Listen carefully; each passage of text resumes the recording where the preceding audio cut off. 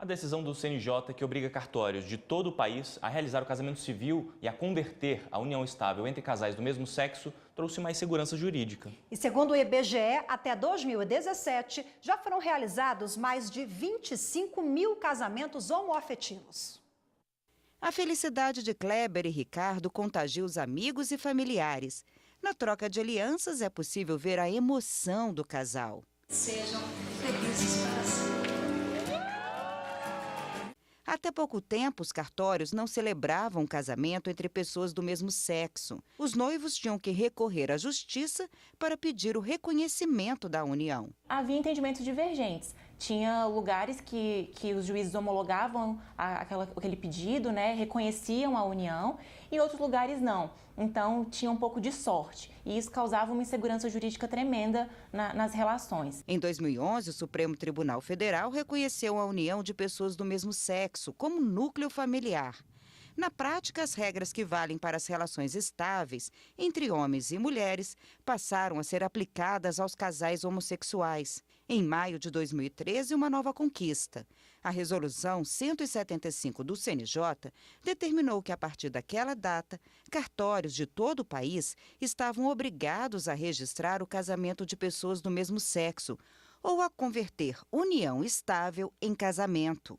E a recusa se tornou passível de punição. A resolução trouxe mais segurança para Thales e Natan, que não perderam tempo em oficializar a união. Até então, o Natan não podia ficar no meu plano de saúde, a gente tinha alguns problemas com compra de imóvel, carro e etc.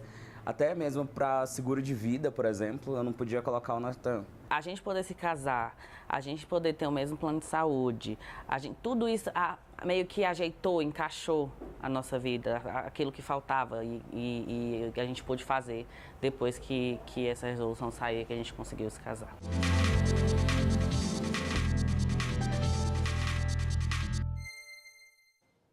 E sobre o assunto, vamos conversar agora com Renata Vilas Boas, especialista em direito de família. Boa tarde. Boa tarde. A gente tem que lembrar que os direitos garantidos pelo casamento civil entre pessoas do mesmo sexo são os mesmos de pessoas heterossexuais. Não é isso, doutora? Exatamente. Você falou em casamento, não interessa aí qual é a composição. 2 homens ou 2 mulheres, ou um homem ou uma mulher. Os efeitos são o mesmo. E o mesmo vale para adoções, por exemplo, né?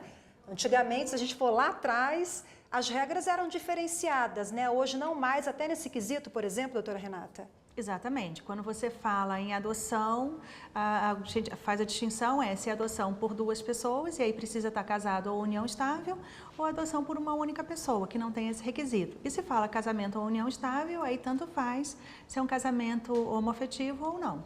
Mas mesmo tendo uma decisão no Supremo sobre isso, ainda existe muita discussão, inclusive muitos casos na Justiça, né? Exato. Apesar de estar previsto, aí eu tenho decisão do STF, eu tenho resolução do CNJ, volta e meia a gente se depara com situações constrangedoras e que as pessoas não querem aceitar isso. Então a gente precisaria, né, para resguardar melhor essas pessoas, de um aspecto legislativo. Bom, falta uma legislação específica sobre esse tema, né?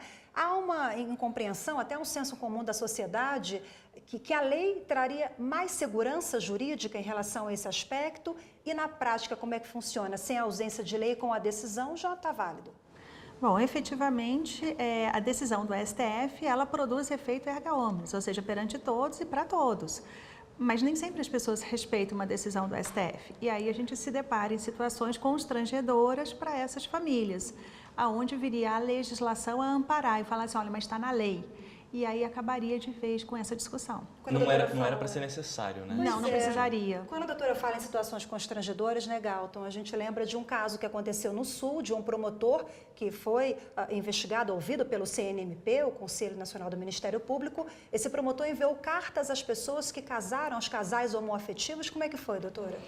Ele entendeu que esses casamentos realizados no cartório da cidade, casamentos homoafetivos, já sobre a égide da decisão do STF, não teria validade e enviou comunicações a esses casais falando que o casamento que eles tinham não era válido. Um absurdo, né? Bom, agora temos uma questão também em relação a direitos e garantias, né? O casamento está válido para casais homoafetivos, claro, Mas no que se refere à união estável, aí a situação muda um pouco de figura, né? O problema da união estável é que ela é uma situação fática. E a situação fática, eu tenho dificuldade de demonstrar essa existência. Eu preciso ir para o judiciário para provar que eu tenho uma união estável, seja no casal homoafetivo ou heteroafetivo, e tanto faz. Mas se você precisa ir para o judiciário para demonstrar que tem essa situação prática, no dia a dia eu posso perder direitos ou deixar de exercê-los em razão da necessidade de ter que ser naquele momento. Então, por exemplo, se eu preciso, uma questão que pode ocorrer, eu tenho um casal hétero ou homoafetivo, tanto faz, e um deles dá entrada na UTI no hospital. Aí surge a mãe e fala, ele não tem um companheiro ou não tem uma companheira. Essa pessoa não vai subir. O hospital não vai falar, olha, eu não sei quem é você não pode estar aqui, então eu não vou permitir que você tenha acesso a essa pessoa que está aqui internada. Ela não entra na UTI, ela não entra no quarto desse hospital. E o hospital está certo, porque ele não pode deixar ninguém estranho entrar. Como ele não tem uma documentação hábil que venha dizer que é companheiro ou companheira, ele fica de mãos atadas. Eu posso ir até o judiciário para pleitear isso? Eu posso. Só que, olha só, o meu tempo pode ser que não seja o tempo daquela pessoa que está na UTI. A união estável, ela é mais frágil, né? Muito mais frágil. E o judiciário vem avançando no que diz respeito a essa questão do casamento homoafetivo, direitos e garantias para essa parcela da população? Essa decisão que nós falamos é de 2011, né? Vemos várias outras ao longo dos anos. Estamos caminhando aí bem nessa área. Exatamente, mas sempre que eu estiver falando de união estável, eu preciso provar no judiciário que eu tenho a união estável. Diferente se eu tiver o casamento, que eu só levo a certidão de casamento. Incontestável, né? Doutora Renata, obrigada pela participação. Doutora, obrigado. Eu que agradeço a oportunidade de estar aqui.